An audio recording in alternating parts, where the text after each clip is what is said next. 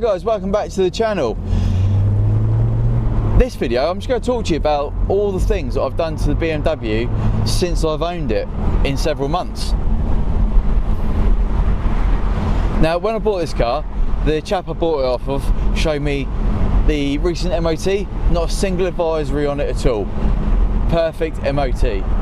The MOT prior to that, again, perfect MOT, no advisories. Brilliant, absolutely fantastic. So I bought a car. I can't drive it for a couple of months because of my arm injury, which is, by the way, now getting on track to a full recovery. When I do start driving it, I start noticing some funny little things. The first main one that I notice is the steering seems to just pull all over the place. So that's something that needs doing. So let's talk about that one first. So steering starts pulling all over the place. I take it down to a tyre company and I say, can you balance my tyres for me? Well, obviously the first thing I've done was check tyre pressure. Tyre pressures are absolutely fine. So I get the tyres balanced, they tell me the tyres are absolutely fine. However, the track rod end bush, or the track rod end boot, and also the wishbone rear bush are completely worn out. They are hanging. So I need to replace both those. Whilst I'm getting the parts for 2 track rod ends and 2 rear bushes, I also get a set of brake pads for the front end of the car, and I also get a brake pad wear sensor as well for the front. So that comes to £123 inclusive of VAT. The next thing that I needed to replace on the car were the headlights. The headlights were absolutely vile. So headlights, you're looking several £100 for one headlight second hand. Luckily, I managed to find on eBay a company selling them for brand new. After, I'll say they're not OEM, they're I don't want to say a cheap knockoff, but they're obviously not genuine BMW. They cost me £380 and half a day of fitting. So again, that's not too bad going.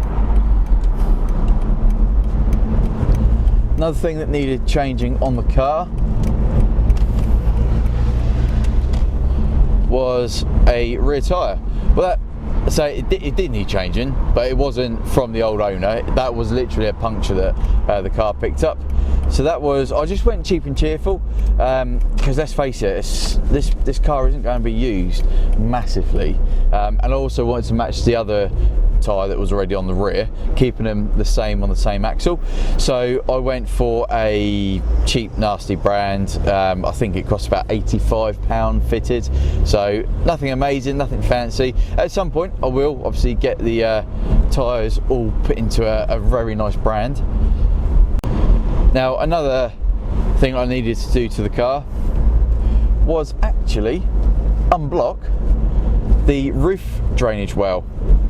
The roof drainage well had just completely spilled over and filled up and was now leaking into the car. So that was another thing that had to be changed, or had to be sorted out.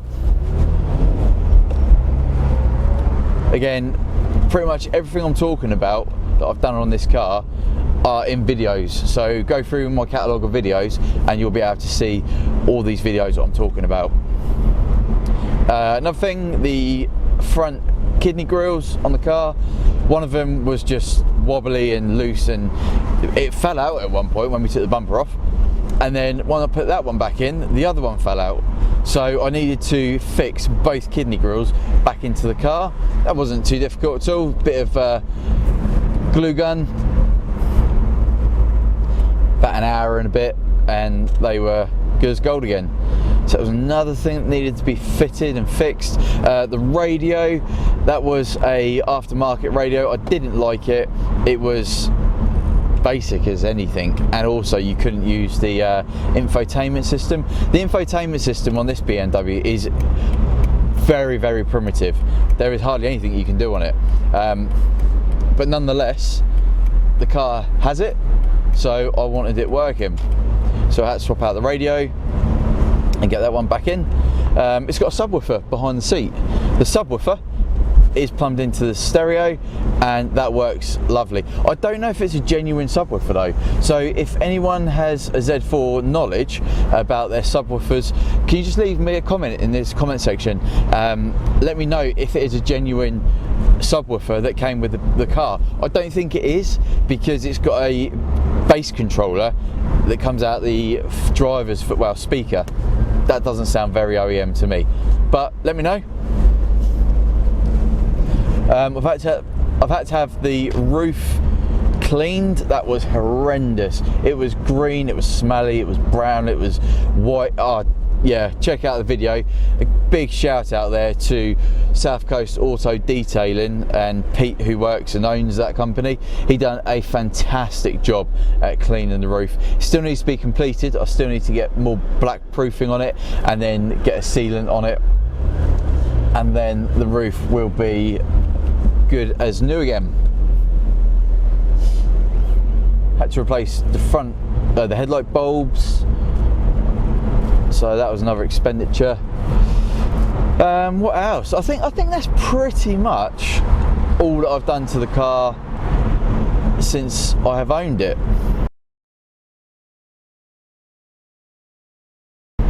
I'll go down the beach today, I think. Still nice and cold, but like grab an ice cream or something down the beach. It's quite lucky because coming down from Fareham down from the West Meons towards the coast, isn't that much of a drive. It's quite a nice, comfortable 30-minute drive. Get down to the beach, grab an ice cream, grab a coffee, and then head back up. But yeah, there's not been a lot of things. Oh, also had to get the tracking done, because obviously I took apart the front of the car to do the track rod end and wishbone bush. And I also got the brake system, all the fluid bled and new fluid installed, because there was a lot of air in the system. As soon as I put my foot on the brake, it just carried on through the floor. That was actually the offside rear had air in the system. Tracking, and when I asked Pro Tyre how badly the tracking was, they actually said it was quite close, it was quite good.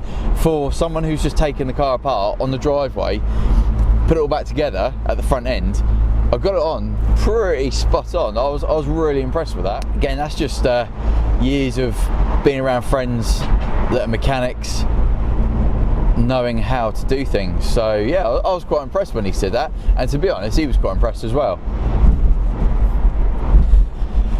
Now the other thing I will be doing is changing the brakes. I've got drilled and grooved all round. I will still be staying with drilled and grooved brakes. That is not going to change. However, the front brakes look like they've potentially been binding at some point.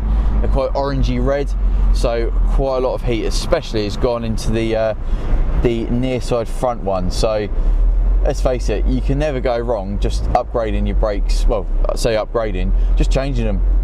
Get nice new fresh ones, especially when you buy a second-hand car. It's nice to know that all the work that you do is keeping the car fresh, keeping the car in a perfect, serviceable and working condition. Also, when I spoke to the mechanic, he said that the Z4 is one of the cleanest he has seen and one of the cleanest he's worked on since becoming a mechanic. He's done about 15 Z4s, he reckons, and this is one of the cleanest. So I was chuffed when he said that. I took that as a big compliment that my one that I purchased is in a good condition for a 17-year-old car. So there's not much else I can really say at this moment. I'll put a price up now of the amount of money I've spent on the Z4 since I've owned it, which seems a lot, but realistically it's all things that needed doing to make this car start to last another 17 years. So guys, thank you for watching. Please subscribe to the channel.